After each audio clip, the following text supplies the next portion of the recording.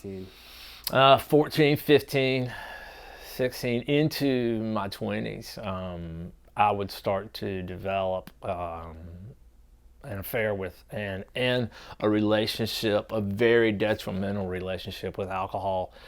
Um, a lot of marijuana use on a daily basis, probably 2, 3 times smoking pot, I would say, all the way through until when I was in my 30s.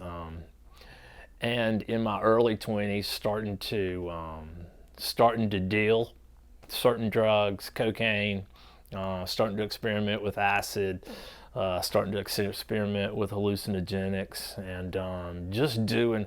I was like what I call a human garbage can. I would just use and experience with anything that kind of came into my radar and my circumference. At that particular time, though, during those years, mainstays were always marijuana, alcohol, and my drug of choice, for what people say at that matter, is cocaine. In my early 20s, now at the age of 25, that all changes and it all shifts when I get introduced to freebasing cocaine. And then I would freebase and smoke crack from the ages of 26 to the ages of probably around 24 to 25 to about 31. There's about a 7 or 8 year use of just hard smoking crack, and that would lead me to just depths that I never thought my life, would take me to. And this is coming from a kid too that, my childhood, I was an Eagle Scout. I ended up being an Eagle Scout. So I was an all-conference soccer player in high school. So there was some functionality to it too, So there's almost this mirage effect that's taken on that everybody else sees. Well, he can be a wild child and stuff like that, but there's some parts of it that he's got under control, and it kind of gives you this false illusion that you can do it and handle it and still kind of barely maintain well enough. Seem like you're doing all right to everybody else. Yeah, and so at the age of 18 and stuff, there were some troubling signs there that really should have tipped me off, and they probably were tipping off some other people too. I was just too, at that time, you're 18, you're just oblivious to it. You're just trying to live life and figure it out. In the midst of everything else that's going on. But at 25, that's kind of a watershed moment that I usually point to.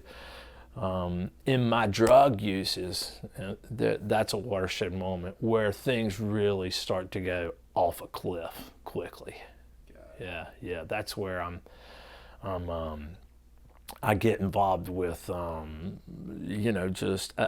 involved in a relationship there. I get married to my first wife, and she's a drug addict as well. And so we kind of feed off of each other too. I would go, again, I'm functioning barely. I'm in sales, so I'm making good money in sales, which really is detrimental to my drug use. Functioning. Yeah, then it gets to the point to where I can't even hold a job anymore. So from the ages of 28 to 31, I'm basically living on the streets. I'm hustling, stealing, scamming, and I end up working for one of the biggest crack dealers, probably in our general area at that time. And so my habit goes from smoking a little bit every day of crack to smoking $200 to $300 a day habit. And from that point, you can't do anything but just feed your habit. So that's when I become homeless, living on the streets, and break it off with my wife, my first wife at that particular time, break it off with her, and just it goes downhill really, really quick. What would you say, I guess, your lowest point within the addiction? Because there's an outside view of what someone's lowest point is, but yeah, for me,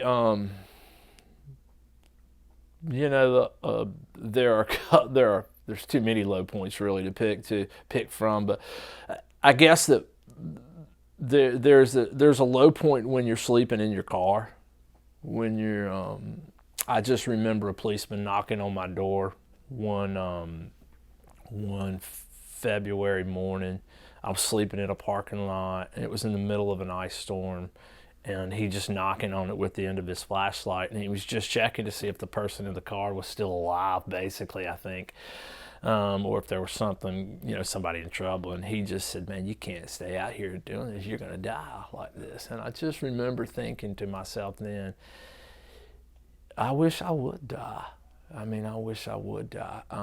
I remember having these weird I would stay up for 3, 4, 5 days. I think the longest I ever stayed up was an 8-day bender. And I just remember at the end of some of these benders just begging God to kill me. I mean, I just remember thinking, if you're real, then you can kill me right now. Why won't you do that? Because at the end of that, at the end of addictions, when you're getting to that bottom point, you get to the point to where you realize that it's either death or jail. And, I guess I was probably too much of a coward to kill myself. So, and I didn't want to go to jail. So you're just left in this constant state of hopelessness. And you just, people that are on the outside looking in, I think for them it's so easy to say, well, why don't you just quit using the drugs and get off the drugs and get yourself cleaned up? And I mean, but when you're in the throes of it, it has got you in such a grip that you can't see beyond. You can't see a day of sobriety. You can't see a day of going a couple of hours without using. So that's what it was like for me. My using became my job. I mean, that was what I did, and that went on for 2.5 years. Just constantly not being able to keep a job, scamming, just living a life. I mean, when I look back on it now, 20 some years removed, it seems like a bad dream, but it was my life, and that's what I was living at that particular time. Yeah. And you mentioned how you were saying, God, if you're real, you would just end it. So I'd imagine there was still somewhat of a belief at that time. Yeah, there was. And what's crazy is that I would actually carry a Bible in my car with me. And occasionally I would find myself, when I was really high or stuff, I would find myself sometimes reading it, making a futile attempt, I think, in my mind to reach out to God in some way, hoping for a magic wand type effect, a miracle type, you're healed kind of deal, all the while not knowing any way or just totally clueless to how the whole relationship with God worked. I was just trying to use God to kind of get me out of get out of jail free card, kind of that thing too. And in a futile way, I was just thinking, if God is real, maybe he can get me out of this, so, but I didn't really, I didn't really buy into the whole, religion thing at this particular point. I had been so far removed from it at this point. There were traces of it and hints of it, but for the most part, it was just out of sight, out of mind. In that world, I don't know if you were in rehabs or outpatient programs or anything like that. I assume somewhere along the way, some people would kind of throw like, Jesus can heal you, God can just turn to God. How did you respond to those people at that period of time? Yeah, that was always, I bounced in and out of rehabs too. I mean, giving you the nutshell version, but I went to about 7 or 8 different rehabs. But when you're living on the streets and when you're trying to just make do, I would go to court-appointed rehabs that would last for sometimes as long as 2 weeks, sometimes as long as 3 days. I was bouncing in and out of trouble with the law, and was arrested 6 to 8 times by the time I was 22. So I had seen, just scrapes with the law and stuff like that, DUIs too. By the time I was 28, I had 4 DUIs in 3 different states. So, alcohol was a huge problem. So I was doing a lot of these court mandated kind of deals, and every time I would go to an AA or an NA meeting, I'd go out and use. And I just remember thinking, well, this isn't helping. I mean, this is, all it does is make me want to use. And so I knew I had tried so many things. I had an idea of some things. I thought that this just isn't going to work. And for AA and NA, for me, now it works for other people, but for me, it just it couldn't fill that void in my life. As a matter of fact, it triggered the exact opposites for me. And when I would hear people say, you know, God and Jesus and all that stuff, I'd go, yeah, you know, it's great talk, but for me, if you can't have something tangible in your hands and use it when the time comes, and when in the really difficult times too, when you want to use, then it's not applicable. So if it's not applicable for me, I just couldn't see the use of it. I couldn't see how that point with Jesus at point A could get me to point B. So to me, I would just kind of discard it and just go, you know, that's for them, but it's not for me. I'm gonna have to figure this out on my own, and I got myself into this. I'm gonna have to get myself out. And then you go through the problems of trying to figure out a plan on your own. But then the problem is you try and fail and try and fail and try and fail, and you carry all that guilt and shame of each try and each failure. So you get to the point to where it's just self-defeating, to where you're just like, what's the point of trying anymore? I remember saying to myself one time too, you know, I've tried to quit, and I just can't quit. I think my life's just always going to be like this. And so you're at a point to where you're just walking defeated. You can't see hope. You can't see a way out. And it's really, at that particular time, I didn't realize it, but I know now that I was deeply depressed and had been self-medicating myself at periods of depression. I had probably been depressed since I was about 14 or 15. So, yeah. So I guess towards the end of the addiction, how did you said AA didn't work for you. What did work for you? Nah.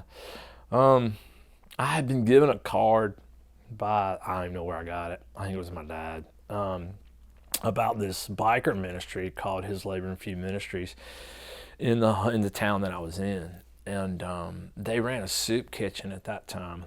And it was like February, I think. It was during that ice storm.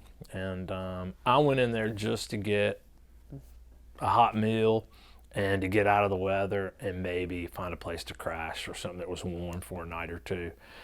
And came back for a week and just to get free food and stuff.